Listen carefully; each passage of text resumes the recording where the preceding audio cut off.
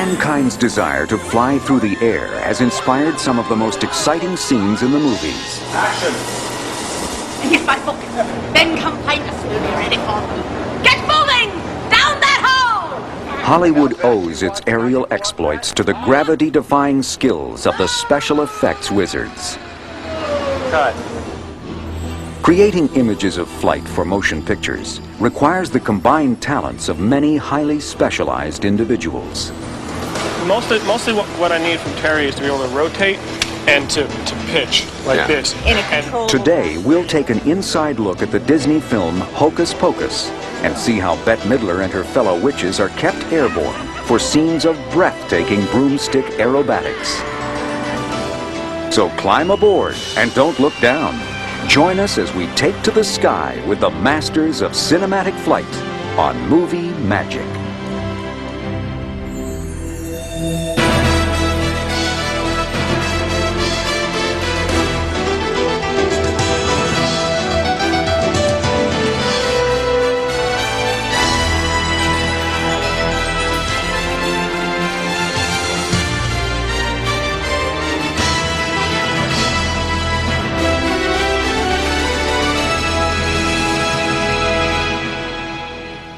It's a nice movie. We are playing very funny witches. In Disney's comedy thriller Hocus Pocus, a trio of 16th century witches returns from the dead in modern-day Salem, Massachusetts. Like most witches, these three spend a great deal of their time in the air.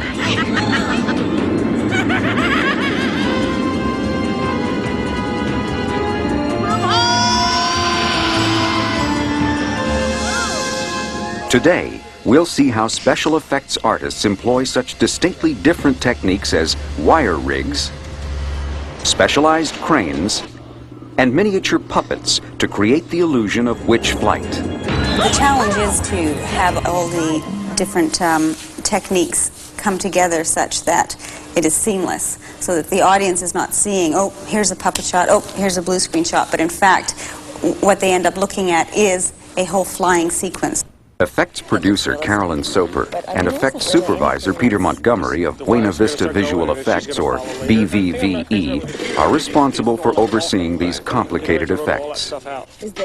Carolyn works with the budget and schedule, while Peter selects which techniques will be used for each effect shot. Their credits include Honey, I Blew Up the Kid and Dick Tracy.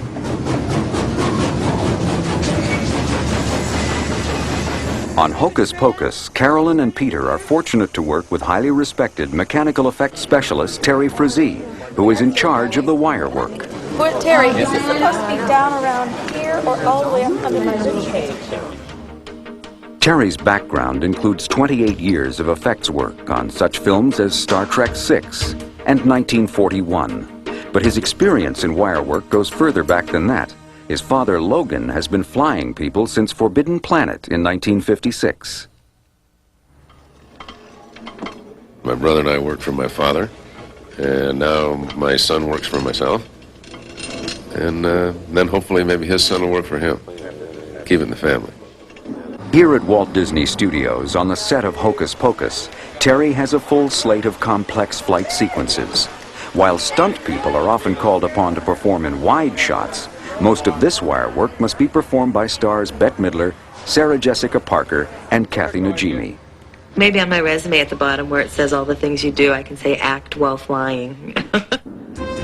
A key part of the witches' characters is the fact that they are able to fly through the air. That's something that you and I can't do.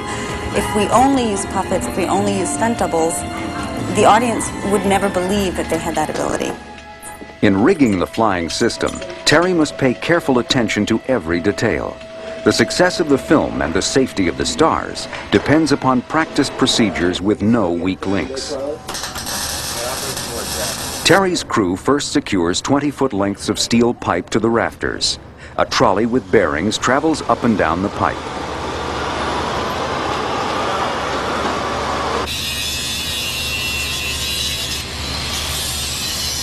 Quarter-inch cable is strung along the pipe overhead. This is the cable that pulls the trolley across the stage. Well, if you got it, we can come down and go underneath that. You got a hand line? 2 control units are bolted to the stage floor at the point where the wires drop down from the rafters. Now you gotta mark it and cut it. Do your thing up there. This steel spool is turned by a hand crank. It controls the horizontal motion of the actors. The rope pulley is used to execute their vertical maneuvers. A triangular piece of hardware known as an arbor is attached to the pulley running along the pipe. 2 fly cables are suspended from the arbor.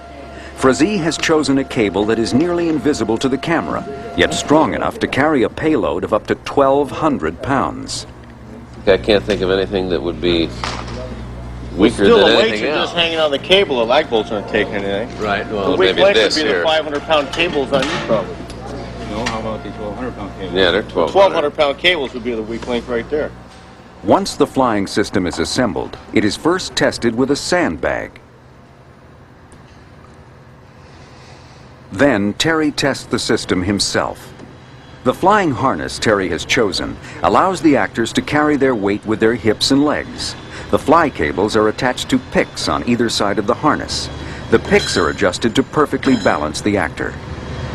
Keep in mind where the end of the track is. Go ahead. An accident involving one of the film's stars could shut down the picture.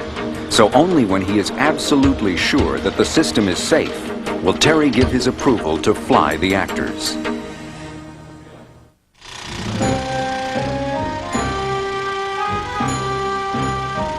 In the silent era, fantasy movies were filled with wirework. Douglas Fairbanks charmed audiences in 1924 with his magic carpet ride in The Thief of Baghdad.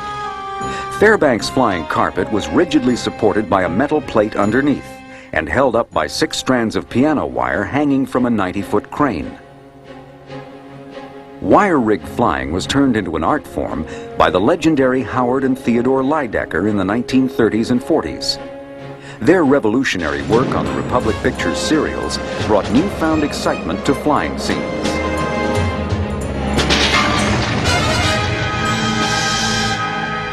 The Lydeckers would fly a life-size dummy over an actual landscape on wires, then film the close-ups by rigging actor David Sharp in a harness, which was also suspended by wires.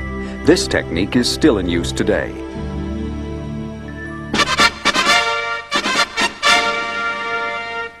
Wire work was further advanced in the 1960s when Walt Disney Pictures produced a series of high-flying adventures. The man holding the wires for these films was Academy Award winner Danny Lee, a mechanical effects expert who specialized in wire rig flying. Danny's wire work in Bed Knobs and Broomsticks earned him an Academy Award for visual effects in 1971. For Angela swimming on her side, we had to put her into a special belt that we built. Had to get Angela into the staff shop to make a cast off of her, and then we hung her on 3 wires, and we just took her across the screen. On any Hollywood effects movie, flying the stars high above the soundstage floor is potentially dangerous for the actors and problematic for the mechanical effects supervisor. On the set of Hocus Pocus, Terry Frazee helps Bette Midler into her flying harness as director Kenny Ortega plans the next shot with cinematographer Hiro Narita. We're not throwing out the idea of a high angle. We just can't accomplish it without blue screen. They flew about 4 hours a day in rehearsal, 5 days a week. They flew first individually so that they could each develop their own style, and we didn't let them see each other. That way they all could just connect with their broom in their own special way. It's so great. I just want to try to prolong it a little bit, you know. In case of Hocus Pocus, fortunately we had many trees, and the trees would visually eliminate wires. Even though you see it with your naked eyes, they don't photograph. Take her up a little bit so we feel feels the suit. When Ortega and Narita are ready to shoot, the actors are encouraged to test their wire rigs. Sorry, I was holding on to it. Frazee has installed special automated controls to facilitate the filming of an elaborate graveyard chase in which Bet is pursuing 3 young witch hunters. 4 effects technicians are responsible for controlling the flight movements of each actor. One person controls the horizontal axis, another the vertical, a third the side-to-side motion, and one more manipulates the rotation. Now let's talk about this. I get up, I do this, I do this, and then I look back. Okay. Scenes are rehearsed quickly. The actors cannot be comfortably suspended in the rigs for very long. As soon as the timing is correct, the camera rolls. 1, 2, 3, action. Now! See, I gave her a little later. I think a little bit too close that time. The flight technicians, camera people, and performers must all work in perfect sync. Oh, my God, I'm sorry. Oh, are you okay? This is a very difficult scene. If the technicians propel Bet too quickly, she will overtake the young actors. Now!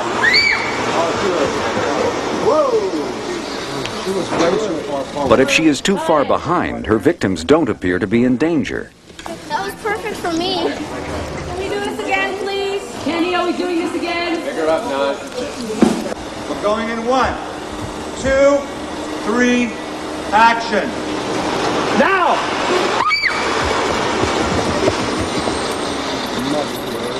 Good! Cutting. Looks good to me. Yes! Give it up.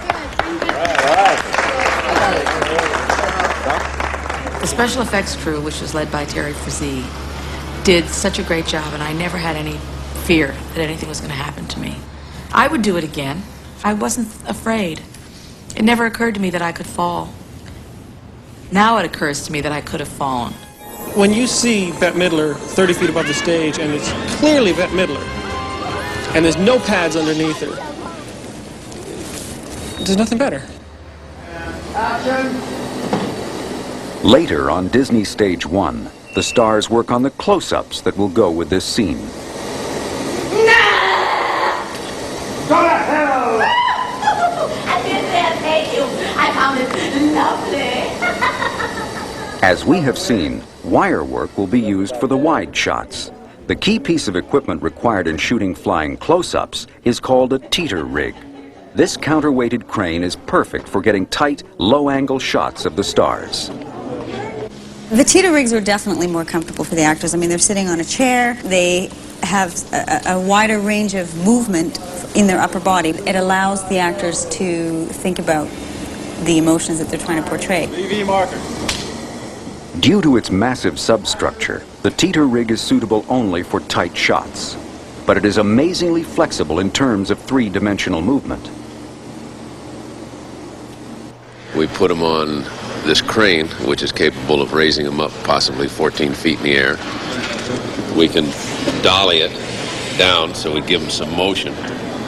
We can also pivot them 360 this way, and with a control box and a gear drive over here on a motor, we can pivot where they sit 360 degrees. So in essence, we can do almost everything that we can do flying on wires, but we have a lot more control over it here. We'll have one guy back here operating up and down and around, one here operating the spin, and probably 2 guys in here doing the dollying back and forth. And then to finish the illusion, there's probably another guy underneath with a wind machine blowing the cape back. 1.6 golf tank to 240. Action.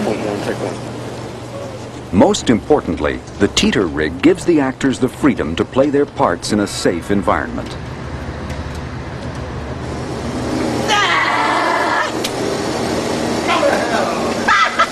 I did that, thank you.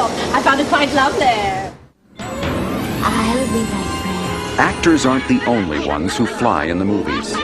Special effects wizards also rely on the effectiveness of articulated puppets. Their small size and limited movements make puppets suitable only for certain long shots, but they are a crucial element in creating complete flight sequences. Ride 'em, cowgirl. We use the puppet shots for obviously any of the really wide scapes, because we have a lot more control over the movement of the puppet. We have the ability to flip them around if we want to, zoom them very quickly, stop and start them independently of independent speeds. Some of the most memorable flying scenes in motion picture history have incorporated puppets, such as E.T. flying against the moon, Batman soaring over Gotham City, Superman saving the citizens of Metropolis. In addition to their flexibility and overall fearless nature, puppets offer other distinct advantages. One of the things I really like about working with puppets, as you can see, you can stick pins into their bodies. They don't respond. They don't say a word. It's really nice. And unlike actors, they never complain. They just sit there and take it. It's great. Creating a puppet which can convincingly portray the movements of a real actor is an extremely specialized skill. Rick Lazzarini and his team at the Character Shop in Van Nuys, California, have flown puppets ranging from Peter Pan's Tinker Bell in Hook to a horse in Wild Hearts Can't Be Broken. When Rick is asked to create and fly the witch puppets for Hocus Pocus, the first thing he does is call his staff together for a brainstorm session. We have to build 3 puppets that are on, a broomstick, a mop, and a vacuum cleaner. And these are supposed to substitute for the live actresses for the full shot. The first phase of this project is undertaken by Rick's sculptors. They must create precisely detailed scale replicas of the film's 3 stars out of clay. But if you look at her cheeks there, there's a slight difference. Yeah. The likenesses are always hard on something like this because you have to visualize what somebody looks like without any color or hair or any of the personal qualities that make them who they are. She's got this weird lip thing happening here. Actually, I think we look a lot alike, so it helps. The mirror helps a lot.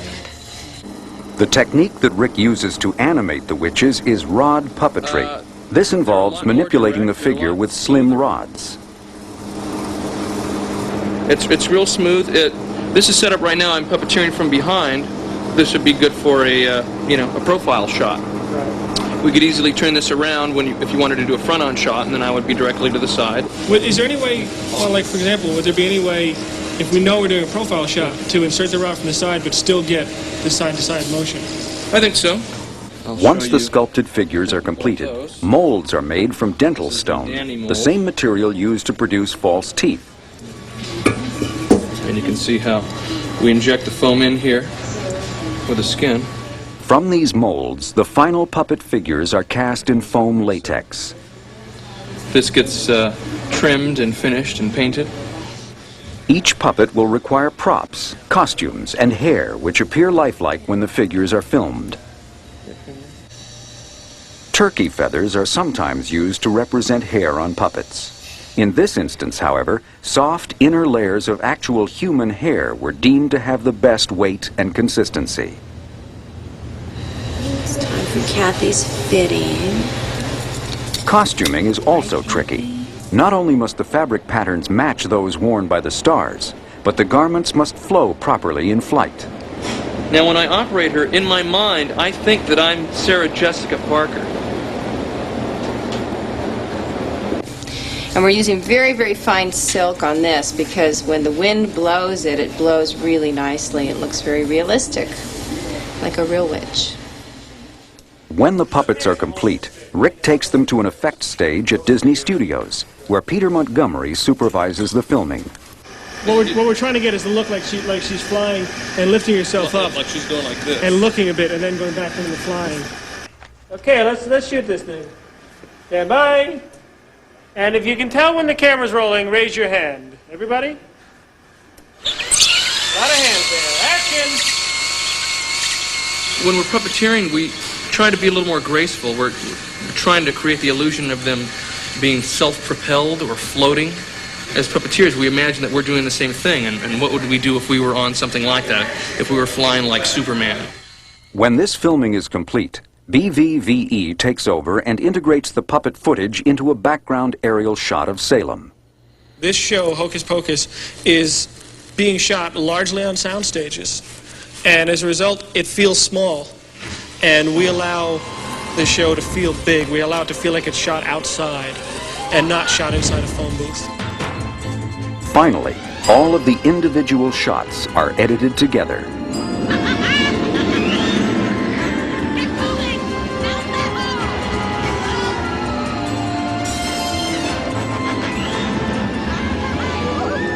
At the end of the day, or at the end of the schedule, the end of the post-production schedule, when we get to go and see the movie put together as a whole, and the sequences become flights as opposed to an amalgamation of the different flying techniques, the different shots, that's when we feel really great. That's when we know we've done our job. While Terry Frazee, Rick Lazzarini, and the team from BVVE use dramatically different techniques, they share a common goal: to bring human flight into the realm of reality.